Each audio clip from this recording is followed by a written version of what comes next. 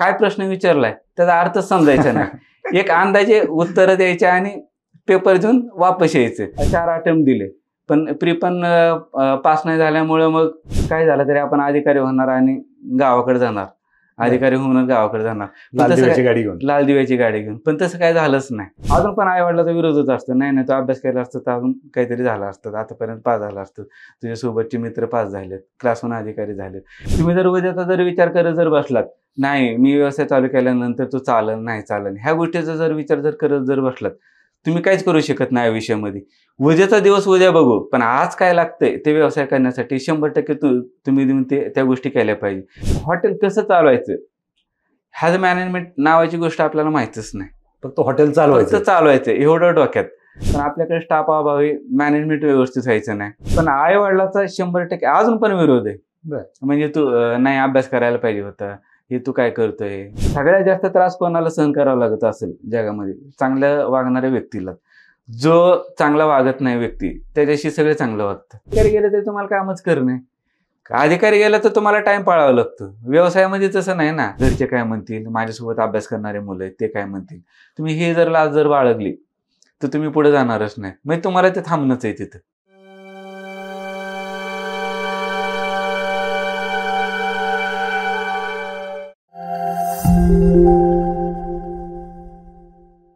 नमस्कार, मी किरण निंबोरे, वास्तव कट्ट्यावरती आपल्या सर्वांचं स्वागत. आपण प्रत्येक जण स्पर्धा परीक्षेची तयारी करण्यासाठी काय येतो का, तर आपल्याला अधिकारी बनायचं असतं.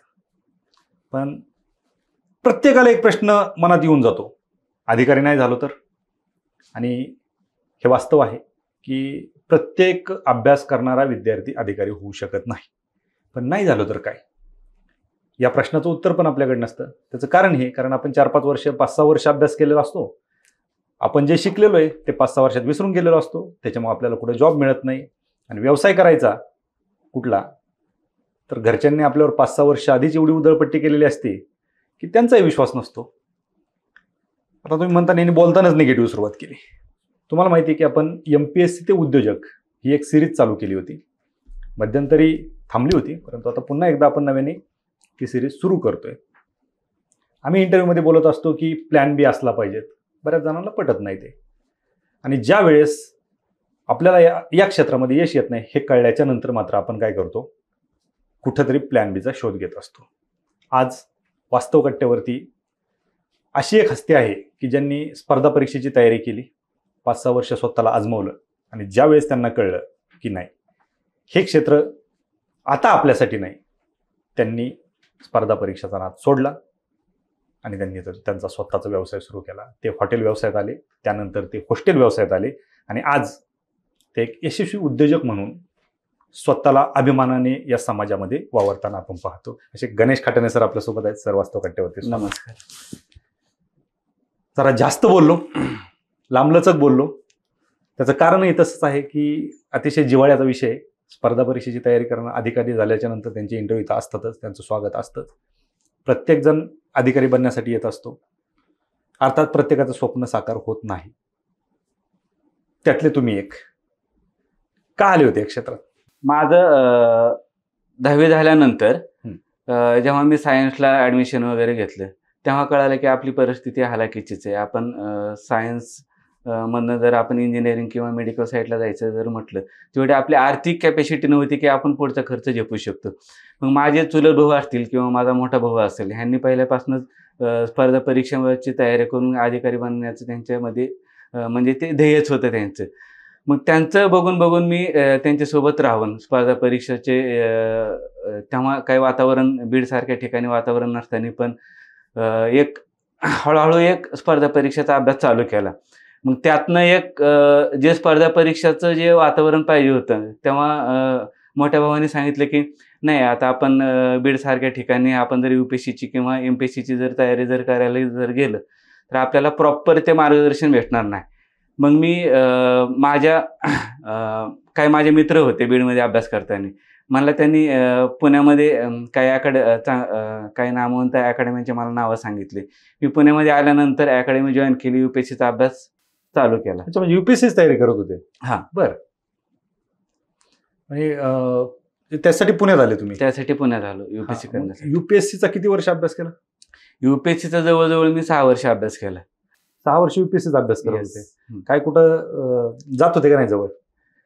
नाही, कारण की आपलं तेव्हा अभ्यास करत असताना आपलं मराठी माध्यम असल्यामुळं इंग्लिश मिडियममध्ये जास्त मटेरियल अवेलेबल असायचं आणि आपल्याला ज्यावेळेस इंग्लिशमध्ये अभ्यास करत असताना बऱ्याच अडचणी यायच्या. आपला शब्दसंग्रह नसल्यामुळं न्यूजपेपर वाचताना हिंदू असेल किंवा इंडियन एक्सप्रेस आपण जेव्हा वाचतो तेव्हा आपल्याला त्यांना काय म्हणायचं कळायचंच नाही.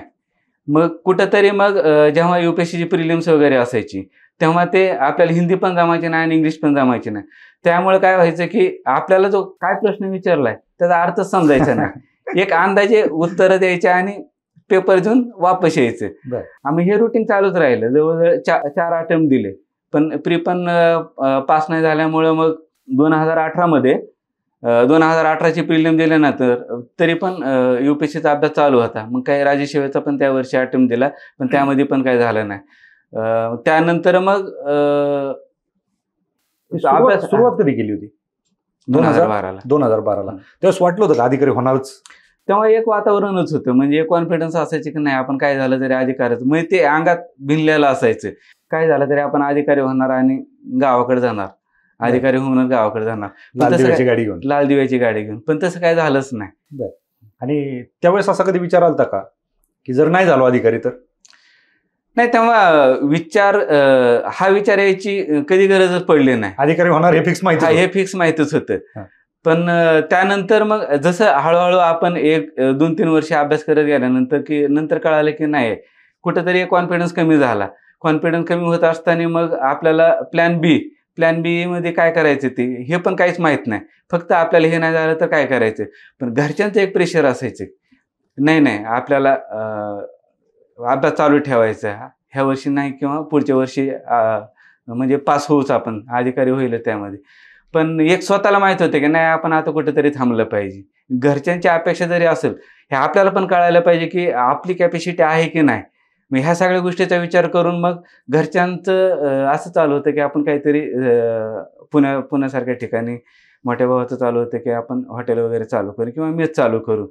त्यानंतर माझ्या मनात काय आलं मला कळालंच नाही की मी घरी सांगितलं की नाही मी आता अभ्यास बंद करतोय आणि दुसरं कोणी चालवण्यापेक्षा मीच जे काही मेस असेल किंवा हॉटेल असेल मीच ते चालवलं. हे तुम्ही स्वतः ठरवलं? मी स्वतः ठरवलं ते. बरं. तरी पण तेव्हा पण माझा घरनं विरोधच होता. अजून पण आईवडिलाचा विरोधच असतो, नाही तो अभ्यास केला असतं तर अजून काहीतरी झालं असतं, आतापर्यंत पास झालं असतं, तुझ्यासोबतचे मित्र पास झालेत, क्लासहून अधिकारी झालेत. पण ते असं मला काही खंत वाटत नाही. ठीक आहे ते झालेत, आत्ता जवळजवळ म्हणजे हा 5-6 वर्षाचा कालखंड गेला त्यानंतर ते पास झालेत.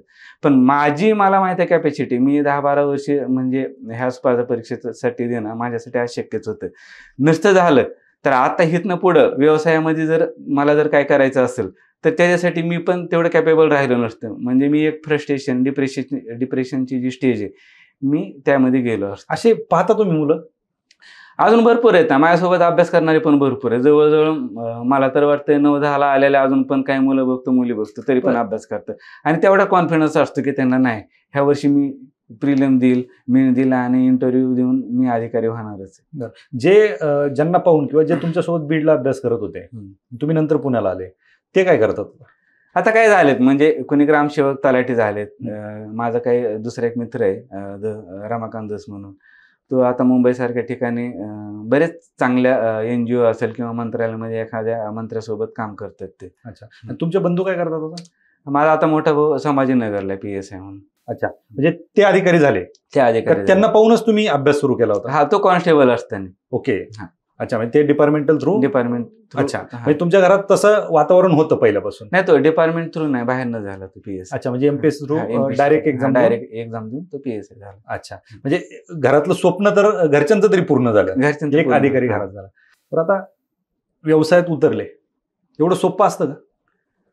सोपं तर आपण काही करायला गेलं तर सोपं नाहीच आहे. त्याच्यासाठी आपल्या सगळ्यात महत्त्वाचं म्हणजे मनाची तयारी पाहिजे आणि कॉन्फिडन्स पाहिजे.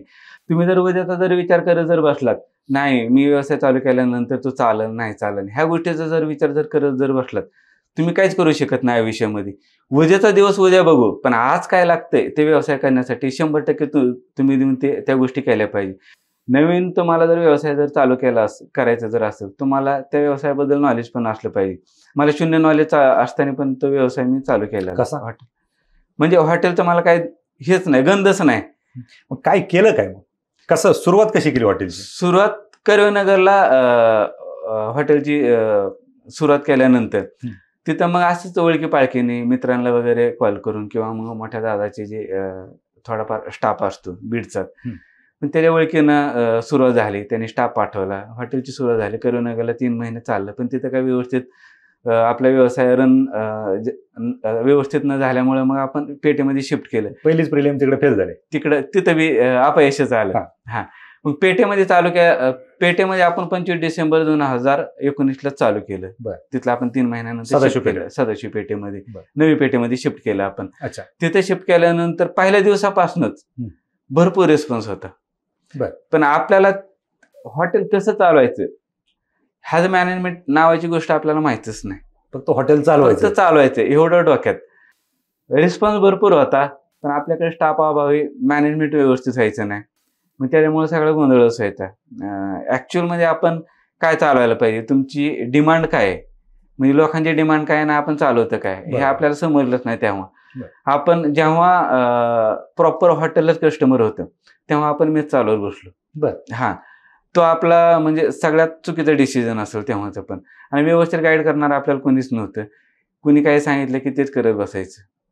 पण स्वतःच्या चुकांमधून शिकत गेले नाही, भरपूर शिकायला भेटलं. मग त्यात म्हणजे स्टाफ वगैरे असतो, म्हणजे वेटर असतील किंवा कुक असेल, ह्यांचे भरपूर नाटकं असतात.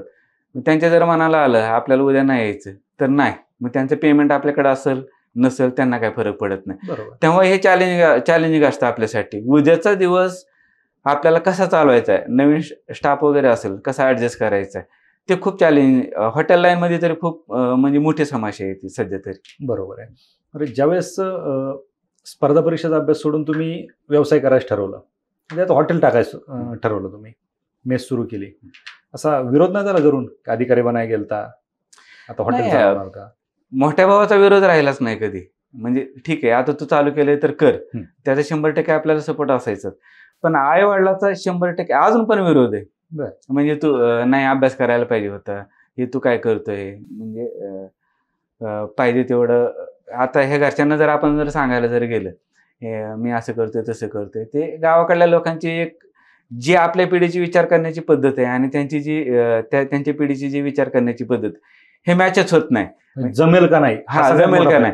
पहिली गोष्ट कुणी असेल, मी असेल, माझ्या जागेवर अजून कुणी जर असेल, जेव्हा ग्रामीण भागातून एखादा म्हणजे मुलगा येतो आणि व्यवसाय मोठ्या मेट्रो सिटीमध्ये किंवा पुण्यासारख्या सिटीमध्ये किंवा मुंबईसारख्या सिटीमध्ये जेव्हा व्यवसाय चालू करतो तेव्हा सगळ्यात जास्त घरच्यांना भीती असते. म्हणजे जो करणार आहे त्याला भीती जास्त नाही, घरच्यांना भीती जास्त असते की ठीक आहे आपण एवढे पैसे लावलेत, मग ह्याच्याने होईल नाही होईल. त्या ठिकाणी अनोळखी लोक खूप मोठ्या प्रमाणात आहेत, मग तिथं ह्याला कुणी फसवल का. अजून पण आई वडिलांचा फोन आलाय, तू एवढा साधा राहतोस. आता घरच्यांना माहित नाही, घरचं वागणं घरच्यांनी बघितलेलं. आता पुण्यात कसं मी वागतोय हे घरच्यांना माहित नाही. मग घरच्यांना अजून पण वाटतं की ठीक आहे जेवण करून लोक निघून जात असतील. इंटरव्ह्यू ऐकल्याच्या नंतर घरच्यांना कळेल कसं वागणं आहे. बरं, पण फसवतं का ना कुणी? नाही, लोकांना जर तुम्ही जर नाही बोललं, लोक तुमच्या चांगुलपणाचा सगळ्यात मोठा म्हणजे लोक काय गैरफायदा घेतात. सगळ्यात जास्त त्रास कोणाला सहन करावा लागत असेल जगामध्ये, चांगल्या वागणाऱ्या व्यक्तीला. जो चांगला वागत नाही व्यक्ती त्याच्याशी सगळे चांगलं वागतं.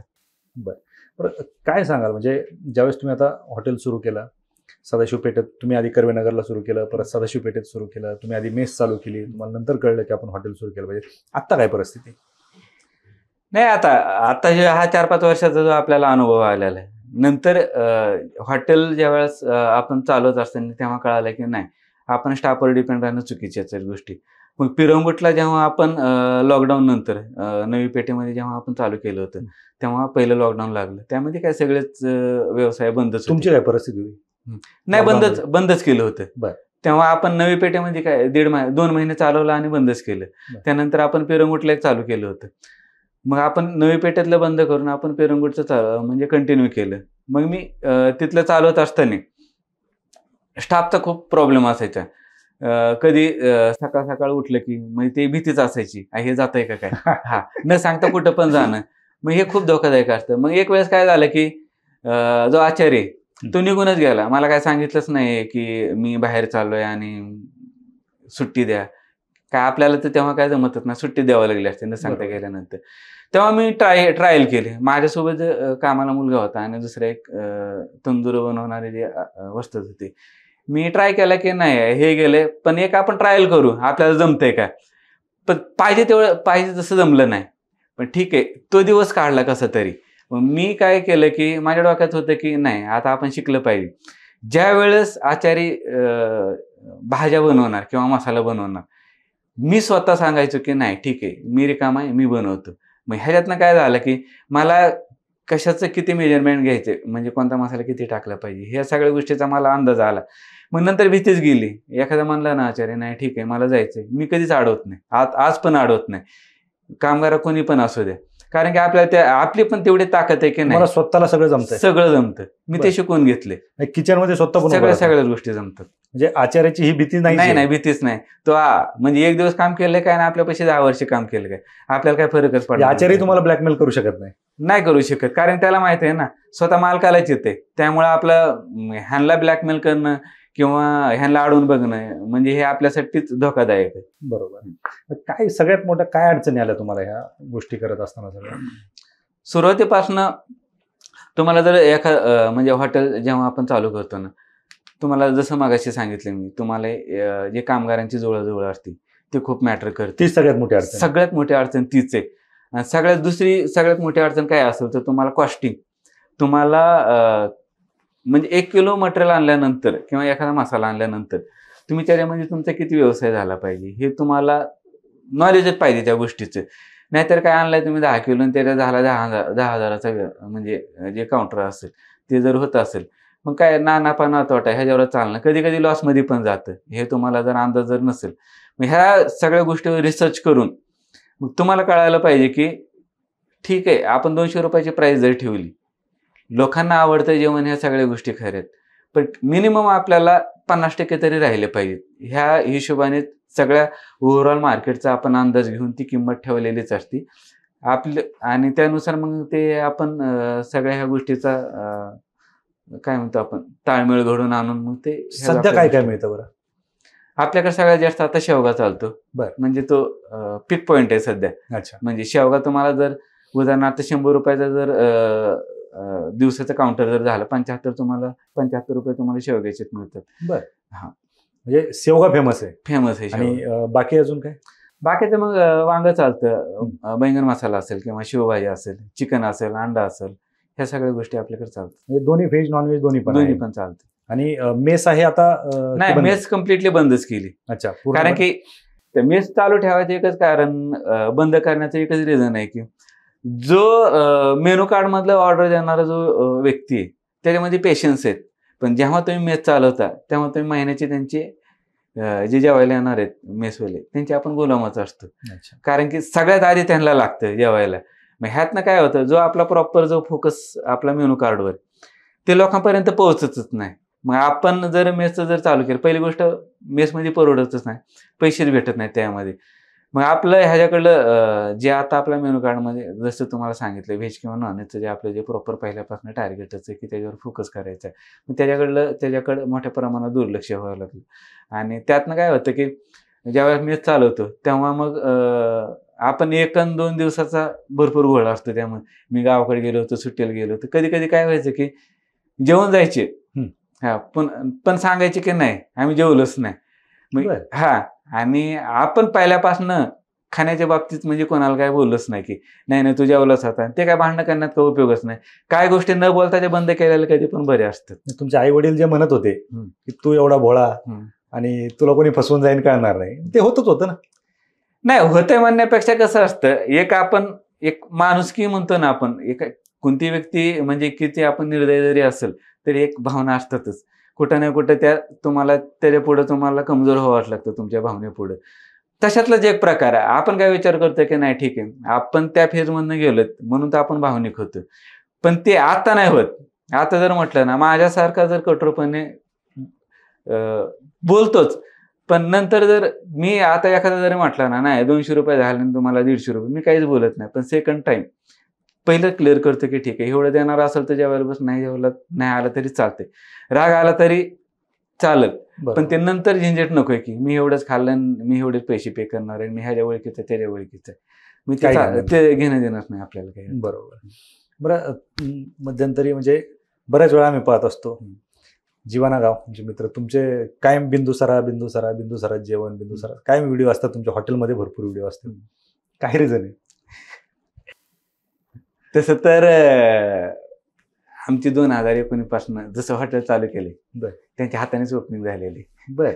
हा, आमची ब्रँड अँबॅसेडर तेव्हापासून ते आमची ते पण एमपीएससी करत होते. एमपीएससी करत होते. असं कधी वाटलं नाही की बाबा आता सध्या ठीक आहे तुम्ही आज सेटल आहात, तुमचा बिझनेस चालू आहे, अशी कधी खंत मनात वाटत नाही का की नाही, रिग्रेट होण्यासारखं काहीच नाही ह्याच्यामध्ये? अधिकारी झालो नाही? नाही, अधिकारी गेले तरी तुम्हाला कामच करणं.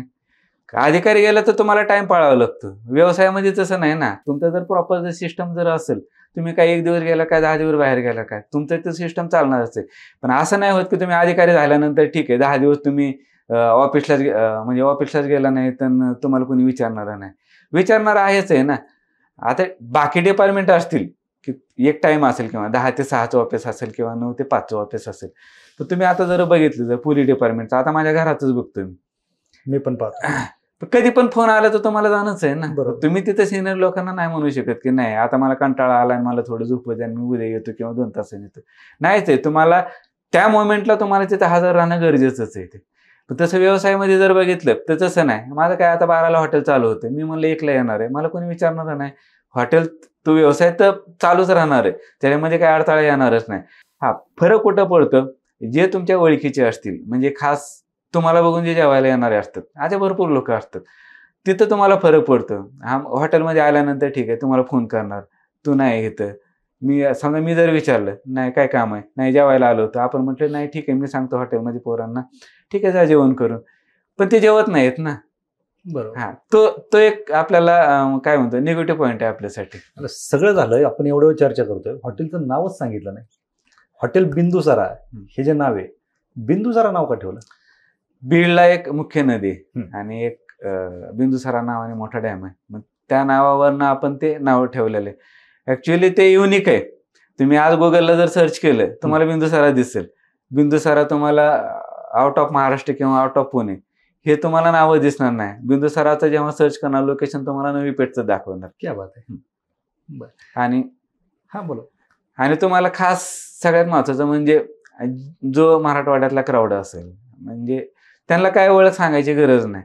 ठीक आहे, ते डोक्यातच असते की नाही बिंदुसारा म्हणजे नाही हे बीडचे, ज्यांना माहित आहे बिंदुसारा नदी आहे किंवा डॅम आहे मोठा बीडमध्ये, त्यांना कधीच ओळख सांगायची गरज. आणि त्याचा एक फायदा काय, ते नाव बघून भरपूर लोक येतात. नाही ठीक आहे आपल्याकडलाच व्यक्ती आहे, आपण एकदा ट्राय करायला काय हरकत नाही. अभ्यास करताना कधी असं वाटलं होतं की आपण हे सोडून कुठेतरी व्यवसायात जाऊ? नाही, हे कधी डोक्यातच नाही. भीती असायची मनामध्ये. मग हीच भीती किंवा असं तुम्ही जसा विचार करताय असं सगळे एमपीएससीचा अभ्यास करणारे विद्यार्थी करत असतील? नाही ना, आहेत ना जवळजवळ आपण ज्यांची परिस्थिती आहे ना नाजूक आहे किंवा हलाखीची किंवा पैशावाले पण असतील, पण सगळ्यांच्या मनात हीच भीती असते, आपण नाही झालं तर काय करायचं. पण ही भीती कधीपर्यंत जात नाही तुमच्या मनातनं की तुम्ही ॲट द पॉईंट आजच जर विचार जर केला ना, नाही आज जे करणार आहे माझा हा आजचा गेलेला दिवस आहे ना 100% प्रोडक्टिव्ह असेल. तुम्ही जर उद्याचा जर विचार करत बसला, भविष्याचा विचार केला तर कोणी मोठंच होणार नाही. आपण म्हणतो की नाही आपण स्वप्न बघितले पाहिजे, स्वप्न बघून उपयोग नाही. तुम्ही आज काय करताय हे खूप महत्वाचं आहे. आज काय करत नसाल तर उद्याच्या दिवसाचा विचार करून काय उपयोगच नाही. उद्याचा दिवस आल्याला पण तसं जाणार आहे तुमच्यासाठी. नाही आपण उद्याचं बघू. बरोबर. बरं, भरपूर विद्यार्थी अभ्यास करतायत, काहींना बाहेर पडायचंय पण बाहेर पडत नाहीत, काय सांगाल तुम्ही? मला तर वाटतंय पहिलं जे आपण आयोगाच्या जागा वगैरे बघायचं त्याच्यापेक्षा काय आत्ता काय जास्त प्रमाणात जागा वाढल्यात असं पण काय नाही. जागा तेवढ्याच आहेत, देणारा वर्ग वाढलाय, सोडून जायला कोणी तयार नाही. आणि सगळ्यात महत्वाचं जो प्रायव्हेट सेक्टरमध्ये आपण जॉब क्रिएशन म्हणतो ते कमी होत गेले. मग काय करायचंय तर स्पर्धा परीक्षा करायचे. सगळ्यांना वाटतंय आपण जे युट्यूबला आहेत किंवा रील्स मध्ये बघतो, एखादा अधिकारी फिरताना बघतो, हे इन्स्टाचं एवढं अट्रॅक्शन आहे रील्स मधनं बघतो ते, आणि ते धोकादायकच आहे. ते आभासी जगात जगायच्या लोकांना आता जर बघितलं आपण समाजामध्ये, तर जे आभासी जग आहे म्हणजे ज्या गोष्टी दिसतच नाहीत त्याचं अट्रॅक्शन म्हणजे खूप मोठ्या प्रमाणात अट्रॅक्शन आहे, आणि ते आपण मिळवणार आहे हा भासच होऊन जातो. आणि जे तुमचं वास्तव आहे ना तिथं तुम्ही त्याला कधी टचच करत नाही. त्याच्यामुळं तुम्हाला हा जो तुमचा काहीतरी करण्याचा जो हे मोमेंटम आहे किंवा हा पिरियड आहे, त्यामध्ये तुमचं ते न करता ते राहून गेलेलं असते. एक वेळ काय होती की हे स्पर्धा परीक्षेमध्ये आल्यानंतर पहिल्यासारखं काय सोपं राहिलं नाही. तुम्ही 3 वर्षे 4 वर्षे जर केलं, शक्यतो पोस्ट भेटून जायची. काही काही मुलांना तर 1-2 वर्षात तर भेटून जाते, किंवा त्यांचं जे पहिल्यापासूनच असेल किंवा आपलं प्राथमिक शिक्षण वगैरे असेल, कॉलेजचं असेल, त्यांचं किंवा घरी वातावरण जर असेल ते त्यांच्यासाठी सोपं होऊन जातं. पण ज्यांना काय घरी गंधच नाही किंवा डायरेक्ट पुण्यामध्ये आलाय अभ्यास करण्यासाठी, त्यांच्यासाठी चॅलेंजिंगच असतं. त्यांना 4-5 वर्ष जातात. पण ठीक आहे, MPSC मध्ये जेव्हा तुम्ही 4-5 अटेम्प्ट देता किंवा UPSCचे देत असेल किंवा बाकी तुम्ही ओव्हरऑल एकंदरीत जेव्हा 4-5 वर्षे कॉम्पिटेटिव्ह एक्झामसाठी देता, कुठंतरी थांबून विचार केला पाहिजे. जेव्हा तुमची प्रिलिम्स निघत नाही, प्रिलिम्स निघते पण तुम्ही मेन्स कंटिन्यू देताय, पण तुम्ही पुढे जात नाहीत, किंवा इंटरव्ह्यू देतायत पण तरी पण पुढे जात नाहीत, मग हे कुठंतरी थांबलं पाहिजे. जेव्हा तुम्ही इंटरव्ह्यू देताय तेव्हा तुम्हाला ते लालची बनवतं, किंवा मेन्स देताय तेव्हा लालची बोलतं, नाही आपण दरवेळेस मेन्स देतो, ह्यावेळेस इंटरव्ह्यू देऊन आपलं होऊ शकतं, ही संभाव्यता जास्त आहे मुलांच्या मनामध्ये. नक्कीच, म्हणजे हे वास्तव स्वीकारणं गरजेचं आहे. जसं तुम्ही म्हणजे हे वास्तव नाही स्वीकारणं म्हणजे खूपच जड आहे. कारण की तुम्ही सगळ्यात जड काय आहे तर तुम्ही गावाकडे गेल्यानंतर उत्तर काय देणार? तुमचे जे गावातला जो समाज म्हणतो ना, त्या समाजाला उत्तर काय देणार तुम्ही? तुम्हाला म्हणायचं समाज असं गावाकडे गेल्यावर काय कधी अधिकारी होणार नाही? मी गावाकडे भेटीच व्हायच्या नाही माझ्या जास्त. आता मला भेटी व्हायच्या नाही का भेटी घेत नव्हते? नाही, मी गेलं की 2 दिवस राहायचो, वर्षातनं 1 किंवा 2 दिवस जायचो दिवाळीला, किंवा बाकी काही प्रॉब्लेम कधी अटेंड केलाच नाही, दिवाळीला जायचो. ते भीती म्हणण्यापेक्षा गेले 1-2 दिवस राहिलं, दुसऱ्या दिवशी बॅग भरायचं निघून यायचं. कोणाला आता गावाकडे गेलं तर 75% ओळखतच नाहीत. हे काय करतो. आता किती कामगार आहेत आपल्याकडे? आता 4 कामगार आहेत. तुम्ही नोकर बनण्यापेक्षा तुम्ही रोजगार दिला. काय महिन्याची कमाई किंवा काय बिझनेस कसा असतो, काय असतो, थोडं सांगा. नाही, व्यवसायामध्ये चढ उतार असतातच. आज मला जर ह्या महिन्यामध्ये समजा 4 लाख भेटले, 5 लाख जर भेटले, तर पुढच्या महिन्यात ते भेटतील ह्याची गॅरंटीच नाही. तुम्हाला 3 लाख भेटू शकतात, 2 लाख भेटू शकतात, किंवा त्या 4चे 8 पण होऊ शकतात. धंद्यामध्ये व्यवसाय जेव्हा करतो आपण त्याच्या चढ उतार येणारच आहेत तुम्हाला. आता तुम्ही या सगळ्या चढ उतारातून सगळे अनुभव घेत तुम्हाला काहीच माहित नव्हतं, जर नवीन कुणाला जर व्यवसायात यायचा असेल तर मुलाखती शेवटी काय सांगाल तुम्ही? मी एकच सांगाल, जेव्हा तुम्ही स्टार्ट करताय ना त्यावेळेस सगळं सोडून द्या. सगळं सोडून द्या म्हणजे काय, तुम्हाला समाज काय म्हणाल, की तुम्ही एखाद्या ठिकाणी ठीक आहे मित्रांनी हॉटेल असेल, मग बाकी तुमचं बाकी कोणता काय व्यवसाय असेल, तुम्ही काम करणं, कामाची जी लाज असते ना सगळ्यात महत्त्वाचं म्हणजे ती सोडूनच द्या. तुम्ही जर ते सोडून दिलं तर तुम्हाला लवकर जे फास्ट तुम्हाला ग्रोथ पाहिजे तर ते भेटू शकतं. तर तुम्ही जर म्हणले नाही मला घरचे काय म्हणतील, माझ्यासोबत अभ्यास करणारे मुलं आहेत ते काय म्हणतील, तुम्ही हे लाज बाळगली तर तुम्ही पुढे जाणारच नाही. म्हणजे तुम्हाला ते थांबणंच आहे तिथं. बरोबर. ह्या सगळ्या गोष्टी सोडून तुमच्यात हार्डवर्क पाहिजे, पेशन्स पाहिजे, आणि सगळ्यात महत्त्वाचं तुमचे कानं बंद पाहिजेत. लोक काय म्हणतात ह्याच्याकडे लक्ष द्यायचं नाही, कारण तुमचं कॅपॅसिटी तुम्हाला माहिती आहे ना. मी उद्या जर तुम्हाला जर म्हटलं किरण सर नाही तुम्ही खूप स्टुडिओ अजून मोठा केला पाहिजे, तुम्ही अजून फिल्म इंडस्ट्रीमध्ये गेलं पाहिजे, हे तुम्हाला माहिती आहे ना. मी तिथं जाणार आहे का नाही जाणार आहे. प्रत्येक जणाची कॅपॅसिटी स्वतःने ओळखून ह्या बाकी जे काय व्यवसाय असेल, काय बाकी गोष्टी असतील, ते आपण ते स्वतःच्या कॅपॅसिटीनुसार त्या गोष्टी केल्या पाहिजे. नाही, अगदी बरोबर. पण आपण ह्या सगळ्या गोष्टी बोललो, पण तुमच्या हॉस्टेल विषयी काहीच बोललो नाही. तुम्ही हॉस्टेल पण सुरू केलं? हॉस्टेल चालू केलेलं आहे शिवाजीनगरला. बरं. मागचं जवळजवळ आता 1 वर्ष झालंय तिथं. बरं. कसा रिस्पॉन्स आहे? व्यवस्थित आहे. आणि हॉस्टेलची कल्पना कशी सुचली? माझा मित्र आहे, आता नाव नाही सांगत, गव्हर्नमेंटमध्येच आहे, पण त्याचं स्वप्नच म्हणायचं ते की नाही आपण पुण्यामध्ये आले पहिलं का आपण काहीतरी चालू करू. तेव्हा दोघांकडे पण पैसे होते, ठीक आहे म्हणलं, चालू करायचं, काय चालू करू. मग एक हॉटेलचा पण विचारच होता, पण ते आपल्याकडं मॅनपॉवर अभावी आपण हॉटेलला प्रायोरिटी नाही दिली. मग ते आपण हॉस्टेलला प्रायोरिटी दिली. त्यातनं मग असंच आम्ही एजंटला सांगण्यापेक्षा नो ब्रोकर ॲपवरनं वगैरे ती प्रॉपर्टी आम्हाला भेटली आणि आम्ही त्यावरनं चालू केलं ते. क्या बात आहे. म्हणजे अधिकारी झाले नाहीत, पण एक यशस्वी उद्योजक तुम्हाला म्हणता येईल. कारण तुम्हाला जो प्रश्न विचारला मी मगाशी, की काही असं दुःख वाटतंय का की तुम्ही अधिकारी द्याल? तुम्हाला अजिबात त्याचं नाही. दुःख नाहीये. म्हणजे तुम्ही नोकर बनण्यापेक्षा मालक. म्हणजे मालक बनले मालक. आणि तुम्ही रोजगार लोकांना देताय. हं. निश्चितच या सगळ्या गोष्टी खरं तर आपल्या स्पर्धा परीक्षेतील विद्यार्थ्यांनी त्याचं अनुकरण करणं गरजेचं आहे. आपण वेगवेगळ्या अधिकाऱ्यांना इथे बोलवतो, त्यांचे पॉडकास्ट घेतो, त्यांच्या मुलाखती घेतो. पण त्याच्यातून फक्त मला अधिकारी बनायचंय हेच दाखवलं जातं. परंतु याच्याही पेक्षा वेगळं काहीतरी क्षेत्र आहे. आणि जर शक्य नसेल 2-4 वर्ष तुम्ही द्या. 2-4 वर्षात जर पॉसिबल नाही झालं तुम्हाला अधिकारी बनणं, तर वेगळ्या क्षेत्रात निवडा आणि स्वतःचा प्लॅन बी. जसं तुमच्याकडे प्लॅन बी नव्हता म्हणून तुम्हाला सुरुवातीला अडचणी आल्या. कदाचित हेच जर तुमचा प्लॅन आधी असता तुम्हाला आले नसत्या.